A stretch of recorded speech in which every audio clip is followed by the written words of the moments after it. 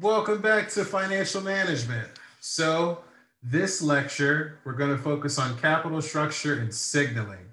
And this is really about asymmetric information. So, let's jump right in. Thus far, we've established that capital structure is relevant. When we introduce market frictions of taxes and bankruptcy costs, we found that debt is going to affect firm value. We've seen that debt provides a tax shield, which is going to increase firm value, but it also increases the likelihood of costly default, which is going to reduce firm value.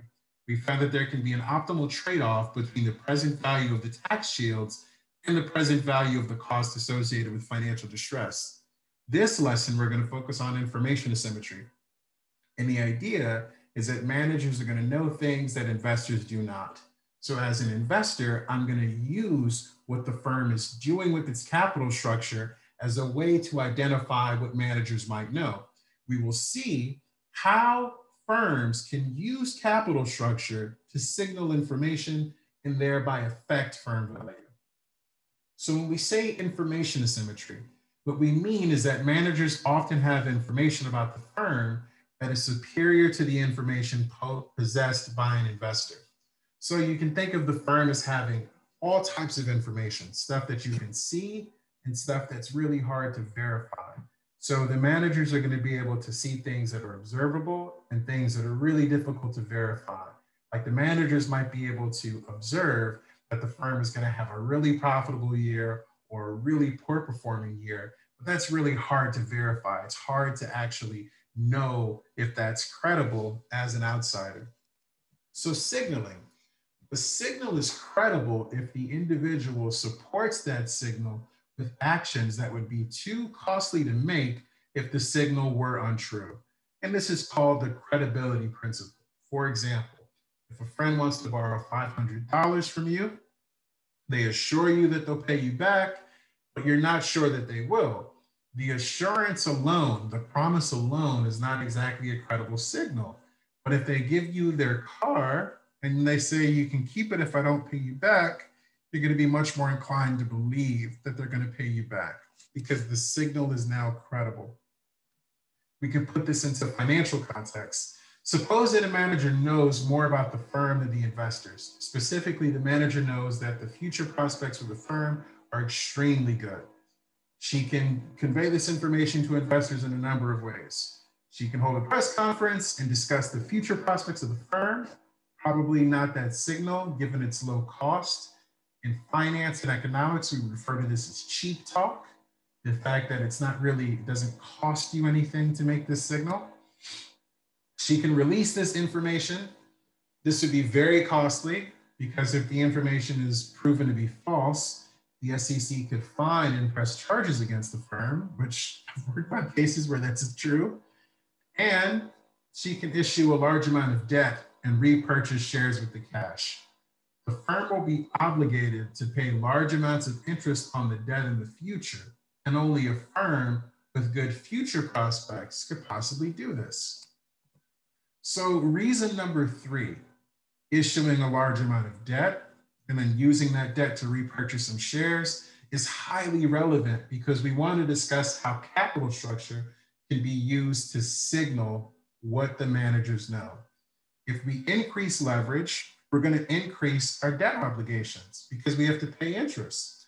So if we have higher leverage, only if the firm is actually financially healthy will we be able to meet these obligations. Managers are usually going to prefer that the firm not go bankrupt because they have their own career concerns. So it's very costly for the firm, very costly for managers. So taking on these large amounts of debt are going to be a way to credibly signal that we're confident about what the firm is going to do next. So let's look at an example. An all equity firm consists of a single project that will exist in perpetuity. So the project's going to go on forever. The project will provide annual expected cash flows of 5 million or 20 million starting next year with equal probability. The beta of assets of cash flows is 1.25. The risk-free rate is 3%, and the market risk premium is 8%. There are 10 million shares outstanding, and the manager will avoid bankruptcy at all costs. What is the value of this firm, and what is the price per share? To set up the value of the firm, first, we're going to apply our CAPM. So we have on our left-hand side, the expected return on assets. And on our right-hand side, we've got 0.03, the risk-free rate, plus 1.25, our beta, multiplied by 0.08, our market risk premium. And remember, the market risk premium is the return for the market minus the risk-free rate. So it's going to be 0.08. We solve that out and we'll find that the expected return on assets is going to be 0.13, 13%. We know that this is going to be a perpetuity. So what do we have? To value the firm, in our numerator, we've got 0.5 multiplied by 5M plus 0.5 multiplied by 20M, the average of our expected cash flows, all of that divided by 13%, 0.13. So the value of the firm is going to equal 96.15 million. What is the price per share? Well, the price per share is going to be the value of the unlevered firm, because remember, this is an all equity firm. So the value of the firm divided by the shares. So 96.15 million divided by 10 million, a price per share of $9.62 per share. Okay, part B. Now suppose that the manager knows for sure that the project will provide expected annual cash flows of 20 million. However, the public still believes that expected annual cash flows will be either 20 million or 5 million. Assume that the manager can issue perpetual debt to repurchase shares and that the debt has an interest rate of 7%. Suppose that the manager issues $50 million worth of debt to repurchase the shares. Would the public believe her claim that expected annual cash flows will be 20 million? So what are we going to do? First, we're going to ask ourselves, what would be the annual interest payment for this perpetual debt? So we would have 50 million multiplied by 0.07. So for an annual interest payment of 3.5 million. Now, in order for the public to believe her claim, we would need the annual interest payment to be so high that she wouldn't be able to make these payments. The firm would not be able to make these payments if we were in a state of the world where the firm's annual expected cash flow was 5 million. So what are we going to do? We're going to compare the annual interest payment to 5 million. And what do we find? For part B, what you'll find is that 3.5 million is less than 5 million. So no, this is not a credible signal. Part C, suppose the manager issues 80 million worth of debt, and this is perpetual 7% interest rate. Would the public believe the manager's claim that expected cash flows will be 20 million perpetuity? Yes. Why? Because if we take the annual interest payment, our 80 million multiplied by 0.07, what we'll find is that our annual interest payment is going to be higher than the cash flow if we were in a low state of the world. So 5.6 million is higher than 5 million. The market can credibly believe the signal that we have higher expected cash flows going forward. Okay, following the debt issuance and claim, what are the new values of debt, equity, and the firm, and what is the new price per share? So how do we set this up? We're going to set this up in two pieces. First, we've got the value of debt, which is going to be 80 million. And then we want to find the value of the levered firm. So to find the value of the levered firm, now, after this debt issuance, the market knows that the firm is a 20 million firm. It's not debating if it's going to be 20 million or 5 million. So our numerator is going to be 20 million. Our denominator is still 13%, 0.13, because nothing has changed in terms of our beta or the market factors. So the value of the levered firm is now going to be 153.85 million. What's going to be the value of equity? To find the value of equity, we're going to take our value of the levered firm, the 153.85, and then subtract the value of debt, that 80 million. So what do we find? The price per share after the debt issuance, but before the repurchase, there's going to have two components in our numerator. So we've got the value of equity, which again is the value of the firm, the 20 million divided by 0.13 minus the 80 million, the value of the debt. So we've got the value of equity, 73.85 million, plus after the debt issuance, but before the repurchase, the 80 million. Why? Because we're going to be using that capital that we just raised. So we sold a whole bunch of debt, got a whole bunch of cash. It's going to increase the value of the firm by that amount, all of that divided by 10 million. What we'll find is that before the repurchase, but after the debt issuance, the price per share of the firm is $15.39. So 15.39. Okay. How many shares does the firm have to repurchase? Well, the firm is going to repurchase 80 million worth of shares. So we take the 80 million, we divide that by the price before the repurchase, the 15.39. We find that the firm will repurchase 5.2 million shares. Why are we doing that?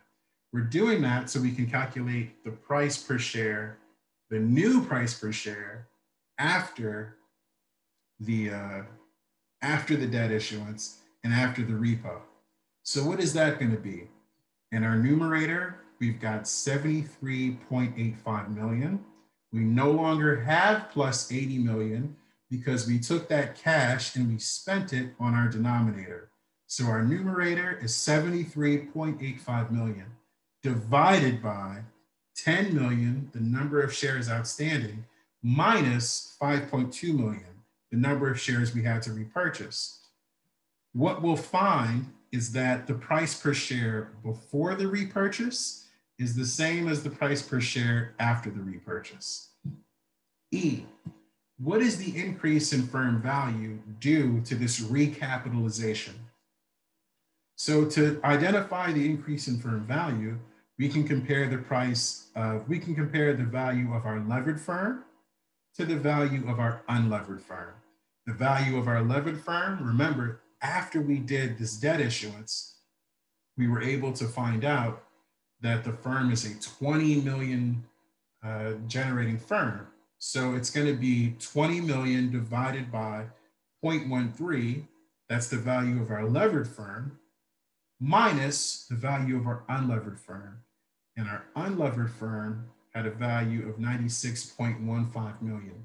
That was from us averaging the 5 million and the 20 million and dividing by 0.13. Remember, before we did the recapitalization, before we issued the debt, the market had no way to know if the firm were a 20 million perpetuity or 5 million perpetuity. So that's why we compare those. So hopefully what you can observe is that there's a lot of value that's being created through this very credible signal. We see in this example that the increase in value due to signaling goes entirely to the original stockholders. Much like the gains due to the tax shields and the losses due to bankruptcy costs also go to stockholders. By taking on a higher level of debt, the manager was able to credibly signal that they will be making more than 5 million per year because they wouldn't be able to afford the interest payments otherwise. So how can we adjust our present value? Recall that our adjusted present value includes, so the value of the levered firm equal the value of the unlevered firm plus the NPV of financing. When we did tax shields, the NPV of financing was simply equal to the present value of those tax shields. When we also looked at bankruptcy, we added those in. So we said, okay, let's include the present value of those bankruptcy costs. Now, we're also going to include the present value of those signaling effects. And those signaling effects could be positive or they could be negative. So let's see more. In the last example, we changed the capital structure by issuing debt to retire equity. We recapitalized the firm. By substantially increasing debt, we communicated to investors that our cash flows were going to be high enough to meet those debt payments. Otherwise, we would have gone bankrupt. Next, let's consider signaling if we want to issue some equity to retire some debt. So this is going to push us into a different area of information asymmetry that's referred to as adverse selection. What does that long title mean? Adverse selection means that I'm picking things, but I'm not sure what I'm picking. So let's explain. Suppose a firm wants to issue equity to retire debt, thus changing the capital structure. Now, it could do this because of the potential bankruptcy costs. More importantly, another possible reason that a manager might want to issue equity is because they might have private information. They might know that the equity is overpriced. If the market believes that the firm is eager to sell, then we want to know, why is the firm so eager? It could be eager because the firm knows that the equity is overpriced. If the firm knows that the equity is overpriced, then the market is not going to want to buy those shares. Akerlof formalized this idea, the concept that buyers will be skeptical of sellers that are motivated to sell. So he published this research about the Lemons principle in the 1970s, and he used the example of a used car lot. And the whole idea is that if I go to buy a used car, it's really hard to tell the good cars from the bad cars. And the cars that the car dealer is going to be most eager to sell are probably the bad cars. So you have an adverse selection problem. I'm not sure if I'm selecting something that's good or something that's bad. So when a seller has private information about a good, the buyers lower the price they're willing to pay because of this adverse selection. Because I don't know what it is, I don't know the actual information that you know, I'm going to lower the price. I'm just going to assume that on average, you're going to get me, so I want to lower the price. Adverse selection can apply to any market with buyers and sellers and private information. So shares, obviously the setting we're studying, but also cars, laptops, houses, anything with private information. Buyers are right to be skeptical about a share issuance because managers would rather time the equity issuance so they get more for the shares than the shares are actually worth. Meaning, if I'm an investor and I know that managers have more information than me, I know they're going to try to time issuing these shares so that they can get the most that they would be able to. That could be because the stock is overpriced. That could be because there's some bad information that is on its way. So we don't know. In real life, when a firm announces that it will have an equity issue, you see stock price declines of 2 to 4%. So this announcement effect, it's real, and it's been documented in the literature going back to the 70s. This is a real effect. In addition, managers tend to delay equity issues until good news that they privately have about the firm becomes public. Conversely, if they know some bad news will become public soon, they're more likely to issue equity right away. And so I've seen cases of this, I've worked on cases of this, where firms will delay releasing some bad news until they actually have some good news to make the effects harder to detect in the market. So there is a lot of timing with the release of this information because of these reasons. Because as an investor, I know less than the manager. Information asymmetries are lower right after earnings announcements. So managers are likely to issue equity during these periods when the costs are minimized. So let's put this all together. Would you rather fund a project using internal funds, something that I know is priced, I can grab the cash from my accounts, using a debt issuance? So if we go issue some bonds, I know that bond investors aren't really that concerned about information asymmetries because their investment, for the most part, it's fairly safe. Or with equity. Equity is going to likely be affected by this adverse selection. So the price associated with equity is going to be lower because of this adverse selection. This idea is called the pecking order hypothesis. And the main point of it is that we can sort of rank how the firm is going to fund itself based on the consequences of this adverse selection, of this information asymmetry. The pecking order hypothesis predicts that the firm is going to use internal funds. So that's best because the internal funds don't really have any exposure to information asymmetry. Then the firm is going to issue debt, which is considered second best. And then lastly, as a last resort, the firm is going to issue equity. So you can see how this idea is different than the trade-off hypothesis that we looked at when we were only focusing on bankruptcy costs. So how do firms fund their investment? Well, most investment is funded internally, and then firms use debt, and then firms use equity. So if we just look at the way that firms actually fund their investment, it seems to be consistent with this sort of pecking order idea. Okay, our previous example covered a firm signaling a change in market value with a debt issuance. Now let's see what happens with an equity issuance.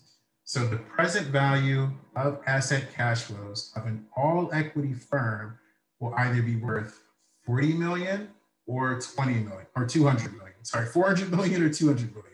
State G or state B.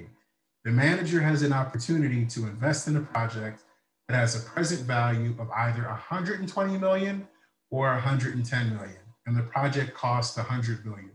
States B and G are equally likely, so both 50-50.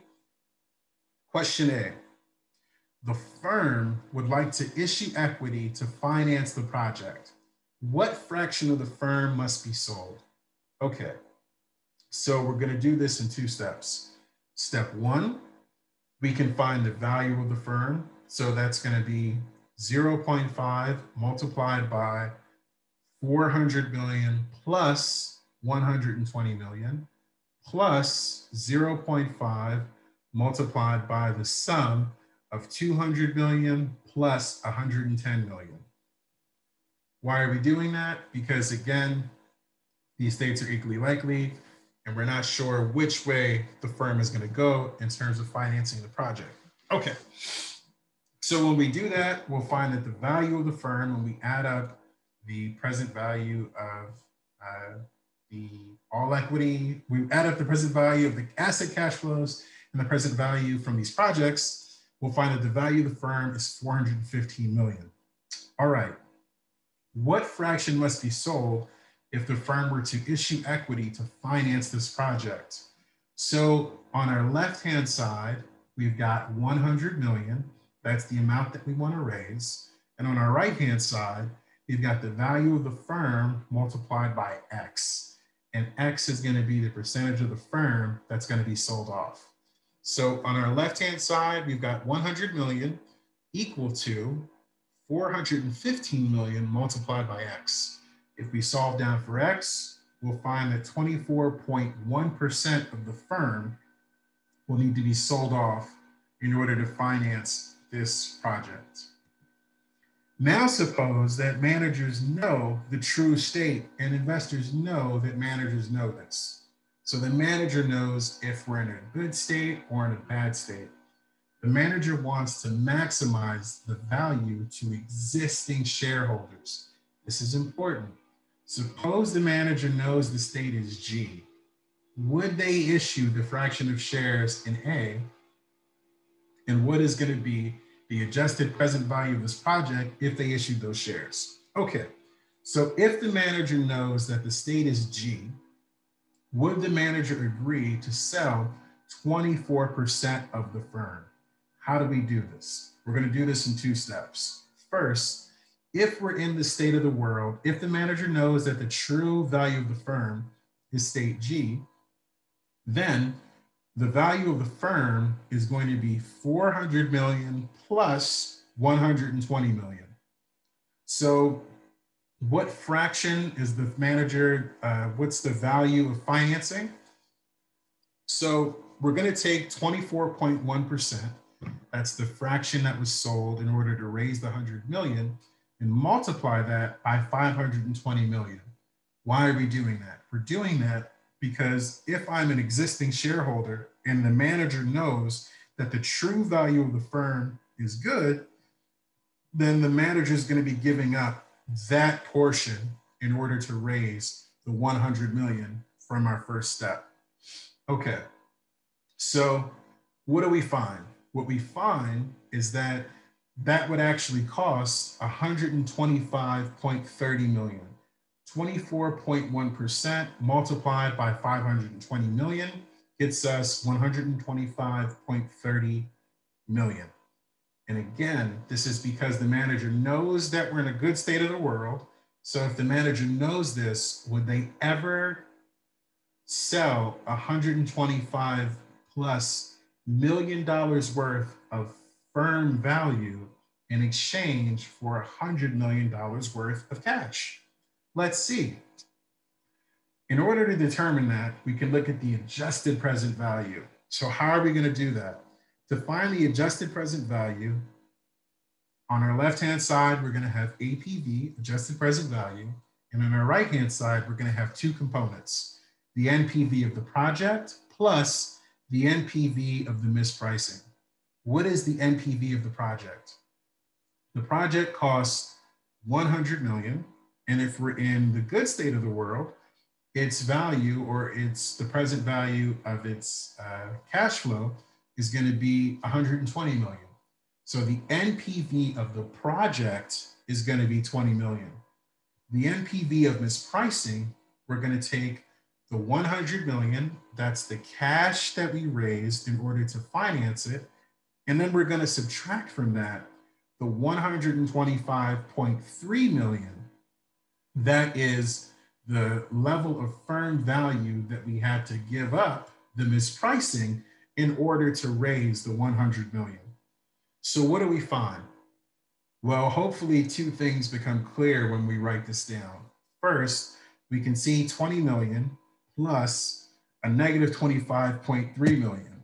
So the APV, the adjusted present value, when we take into account the mispricing, is going to be negative. So it's a negative 5.3 million. What does that mean? The key point is that this project cost 100 million. So if we were in a good state of the world, the mispricing due to this information asymmetry would be too costly for the firm to do the project in the first place. The firm would never issue 24% of its firm value to raise 100 million in equity to invest in this project. So the manager would not issue that fraction of shares from A if the state were G. It'd be way too costly. Okay, suppose the manager knows that the state is B. If they were to issue equity, what fraction of shares would the firm have to issue? So again, on our left-hand side, we're going to have 100 million. And on our right-hand side now, we're going to have 200 million plus 110 million. So 100 million equals 310 million multiplied by X, where X is the percentage of the firm that's sold in state B. If we solve for X, we find that X equal to 32.3%. So what are we saying? We're saying that if managers knew that the state of the world were B, or bad, they would have to sell a larger portion of the firm in order to finance the project.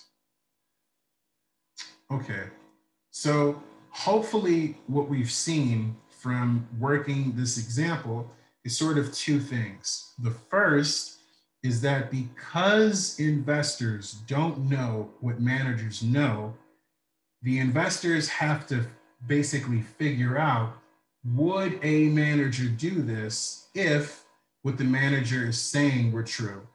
So if the manager knew that this were a good state of the world, would they issue? If the manager knew that this were a bad state of the world, how much would they have to issue?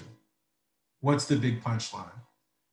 The big punchline is that we know that these market frictions matter. We've been able to identify how expected bankruptcy costs can decrease the value of the firm. And now with information asymmetries, we've seen how they can decrease or increase the value of the firm by changing our capital structure. So issuing debt can signal confidence in our cash flows, and issuing equity can be a bad sign, as managers will often try to sell if they know that it's overpriced. So as an investor, I'm going to be a little bit hesitant. Okay, so hopefully we're able to now actually calculate the adjusted present value when we take into account mispricing.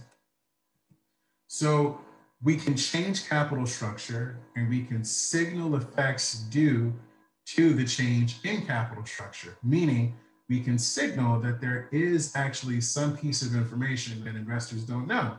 You've seen how the value can increase if the signal indicates that there's some good prospects for the firm. We've seen how the value can decrease if the signal reveals that there's some bad prospects for the firm. And we've also seen how a positive NPV project can be rejected because of this possible negative signaling effect. So you've been able to figure out payout policy. You've been able to figure out how the firm should organize its debt and equity. You've been able to account for the effect of taxes. You've now been able to account for bankruptcy, i.e., the reason why firms don't highly lever themselves. And then lastly, you're now able to identify and understand how the firm can signal differences in value, how the firm can account for information asymmetries by changing its capital structure.